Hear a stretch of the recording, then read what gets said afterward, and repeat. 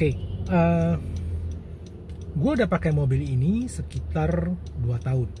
Dan selama 2 tahun ini pasti banyak suka dan dukanya. Meskipun kalau lu tanya gue lebih rasa gue lebih banyak sukanya daripada dukanya. Kenapa? Karena gue memang suka banget sama mobil ini. Gue seneng banget sama mobil ini. Menurut gue mobil ini punya semua yang gue mau dari sebuah mobil. Ya gengsinya ada, mobilnya canggih, mobilnya punya ya banyak lah semua yang gue demen dari sebuah mobil. Tapi mobil ini juga ada dukanya, dan sekarang gue mau kasih tahu lu dulu soal duka-dukanya dari selama gue pakai mobil ini selama hampir 2 tahun. Pertama, soal spare parts. Mobil ini spare partsnya ada, tersedia, tapi ternyata harganya itu nggak murah. Contohnya begini, gua itu baru kemarin ganti yang namanya pelipit kaca. Pelipit kaca itu yang di apa? Yang di dekat pintu, di bawah jendela mobil, empat-empatnya, karena karetnya udah pada rusak, jadi gua ganti. Lu tahu harganya? Untuk aslinya harganya itu satu pintu itu bisa sekitar 800 ribuan. Satu pintu. Kalau lu 4 pintu berarti let's say sekitar 3,6 jutaan lah, termasuk ongkos pasang segala macem. Menurut gue itu cukup mahal. Akhirnya gue cari-cari di online karena gue mau cari pakai paket hemat. Gue cari di online dan gue dapat harganya itu, kalau barang-barang KW harganya itu 300 ribu 4 pintu. Harganya lumayan kan? Jauhnya, bedanya. Akhirnya gue pasang yang KW aja. Kalau rusak tinggal ganti lagi, jadi nggak masalah. Ganti 4 kali juga masih lebih murah daripada pakai barang asli. Itu contoh pertama. Contoh kedua, gue beberapa waktu yang lalu gue ganti yang namanya fan belt. Harga fan belt itu kalau di bengkel resmi itu sekitar 900 ribuan termasuk ongkos pasang. Dan itu juga menurut gue agak-agak mahal ya, dengan fan belt harga 900 ribu.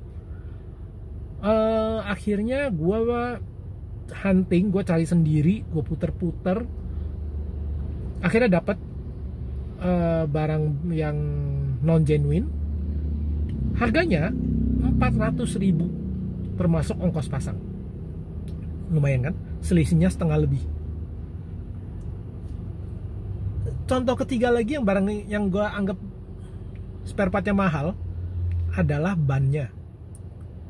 Gue ganti ban aslinya mobil ini adalah Michelin. Harga satuannya itu bisa sekitar 2,5 jutaan kalau nggak salah, 2,5 sampai 3 juta lah per piece. Karena gue mau cari yang hemat, akhirnya gue pakai lah merek lokal, nggak usah sebut namanya. Ntar gue dikira promosi lagi. Jadi gue pakai merek lokal, harganya itu cuma 900 ribu per piece. Jadi hematnya lumayan. Jadi sebenarnya spare partnya ada, tapi harga genuinnya itu menurut gue ya itu lumayan mahal. Kalau untuk mau cari non genuine harganya sebenarnya lumayan terjangkau, cuma harus hunting dan harus cari ya lebih banyak ininya deh, huntingnya deh, daripada. Jadi masa nggak setiap toko itu ada spare part untuk akord seperti ini. Contohnya itu booster rem. Gue udah pernah ganti booster rem mobil ini, lu tahu? Booster rem barang genuinnya itu bisa sekitar 5-6 juta. Kalau gue nggak salah ya, 5-6 juta. Dan problemnya adalah gue nggak bisa ganti cuma repair kitnya doang. Padahal yang rusak cuma karetnya doang. Jadi karetnya rusak, akhirnya remnya itu keras banget kalau diinjak. Jadi gue harus ganti. Tapi karena gue nggak mau yang mahal, kita akhirnya cari, gue minta orang-orang gue untuk cariin repair kit untuk Accord seperti ini. Akhirnya ketemu, dan harganya lumayan, sekitar 1 jutaan kalau nggak salah, termasuk ongkos pasang. Jadi balik lagi, sebenarnya barangnya itu ada tapi langka kalau untuk barang-barang non genuine ya.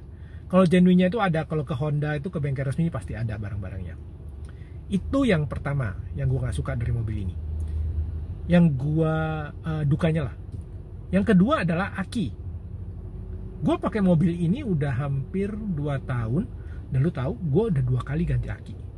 Jadi gue dalam 2 tahun ini, nggak nyampe 2 tahun malah, gue udah 2 kali ganti aki. Gue nggak tahu apa yang salah dari mobil ini. Apakah memang mobil ini begitu karakternya, atau akinya yang aki-aki sekarang nggak bener, jadi nggak tahan lama, atau ada konslet, mungkin konslet ya, gue nggak ngerti juga. Tapi yang jelas gue udah 2 kali ganti aki. Itu duka gue.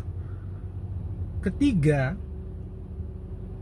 mobil ini computerized ya, jadi banyak barang-barang yang bukan barang-barang, banyak electrical lah di dalam mobil ini. Cuma keselnya kadang-kadang mobil ini itu bisa ngehang. Jadi contohnya begini, kadang-kadang sensor itu kan dia ada sensor nih di kiri kanan depan belakang. Itu kadang-kadang karena kita banyak motor macet-macet, lalu bunyi kan. Nah, setelah bunyi lalu ada tanda di display di tengah. Itu ada tandanya bahwa ada barang lah, atau ada sesuatu lah di depan.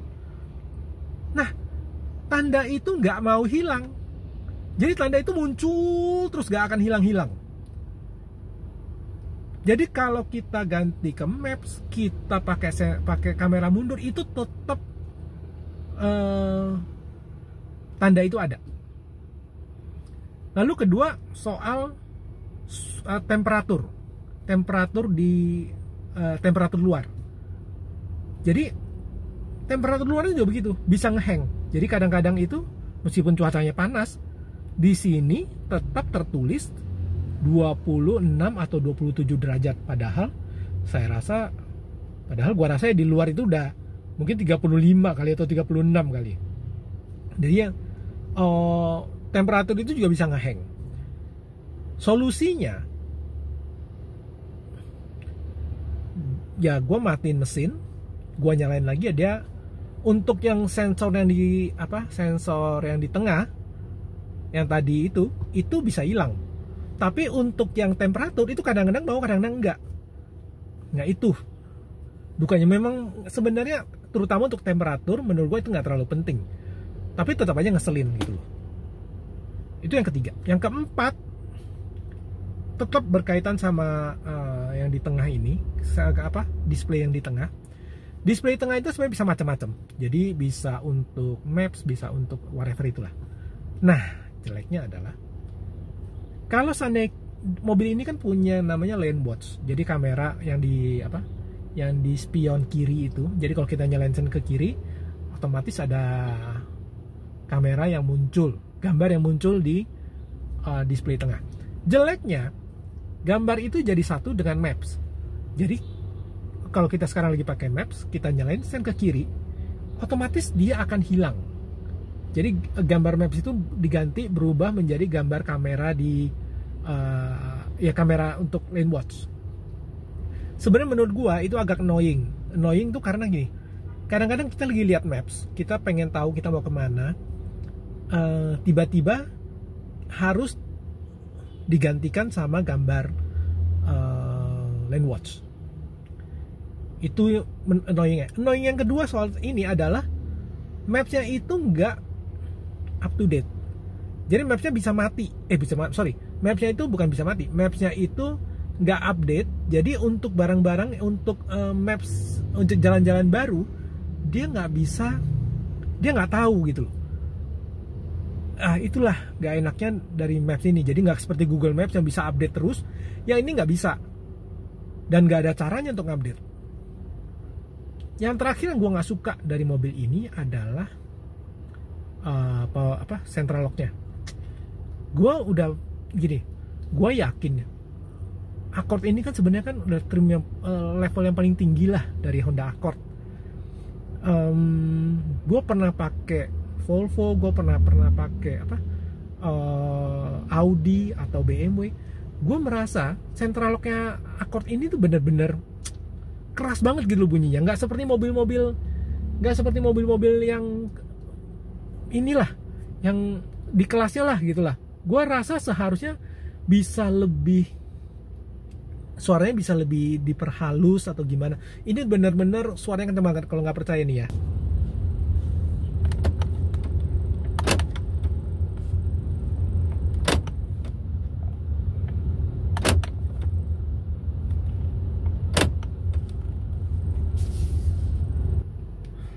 lumayan kan suaranya. Maksud gue itu nggak seperti mobil-mobil, gue anggap mobil ini termasuk mobil mewah, meskipun mobil Jepang gitu ya, tapi maksud gue ya cukup mewah lah. Harusnya nggak seperti ini gitu loh. Itu aja sih duka-dukanya gue. Oh ya, satu hal yang terakhir, jangan pernah beranggapan bahwa mobil ini irit. Mobil ini nggak irit. Mobil ini, jangan harap mobil ini bisa 1:15, 1:12. Gua rasa sih agak-agak hampir nggak masuk akal ya kalau mobil ini bisa gini. Kalau kita pakai seperti video gue yang gue pernah bikin, kalau mobil ini dipakai untuk jalan let's say sekitar 10-20 km sekali jalan, lewat tol sama lewat jalan biasa mungkin, dan jalannya kita konstan, kita pakai yang namanya cruise control, mungkin kita bisa irit, mungkin kita bisa 1:12, kita bisa 1:11. Tapi kalau seandainya kita itu bener-bener cuma di jarak pendek, misalnya cuma 5 kilo atau di bawah 10 kilo lah, lalu di dalam kota, lalu banyak lampu merah, jangan harap mobil ini bisa di atas 1:8.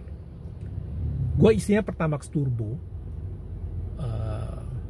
gue nggak pernah bisa 1:8 di dalam kota. Ya dalam kota itu maksud gue adalah jarak 10 km dan banyak lampu merah. Jadi selalu di bawah 1,7, di bawah 1:7. Ya tapi ya mungkin karena mesinnya juga cuma mesinnya 2400 cc, mungkin ya masih oke lah. Dengan 1:6, 1:7 itu menurut gua masih oke lah. Tapi ya jangan berharap mobil ini bisa 1:11, 1:12 gitu setiap hari gitu. Itu hampir-hampir nggak mungkin. Itu aja sih dukanya gua. Oke, sekarang kita akan ngomong sukanya gua. Mobil ini menurut gua mobil yang bagus, desainnya bagus. Sampai gue 2 tahun gue pakai mobil ini dan gue selalu mengagumi mobil ini. Gue selalu merasa bahwa mobil ini luar biasa. Modelnya bagus, barang-barangnya, pegangnya, gue merasa nyaman, gue merasa barangnya mahal. Ya, mobil ini bagus menurut gua. Jadi mobil ini bener-bener gua suka banget sama mobil ini. Bahkan dibanding Accord yang lebih baru pun, gua lebih suka sama mobil ini. Ini juga mobil yang satu-satunya mobil terakhir, generasi terakhir yang masih pakai Matic biasa, bukan CVT. Mobil ini punya kray belakang otomatis. Bahkan temen gua yang pakai Camry aja nggak punya yang namanya kray belakang otomatis. Jadi mobil ini bener-bener luar biasa. Dalamnya gue suka, luarnya apalagi. Modelnya bener-bener bagus, canggih, sesuai dengan semuanya sesuai dengan ekspektasi gue. Gue nggak banyak komplain lah. Pokoknya gue seneng banget sama mobil ini. Tapi ya itu tadi, duka-dukanya itu aja sih, sekitar 4 atau 5 item yang gua nggak suka dari mobil. Tapi selain itu semuanya menurut gue oke. Menurut gue mantap. Menurut gue mobil ini, kalau bagi orang yang suka mobil sedan, mobil-mobil besar, mobil ini layak untuk dipertimbangkan untuk dibeli. Sebenarnya gue pengen cari mobil satu lagi. Ini kan mobil kan genap, gue pengen cari mobil satu lagi yang ganjil, sedan juga.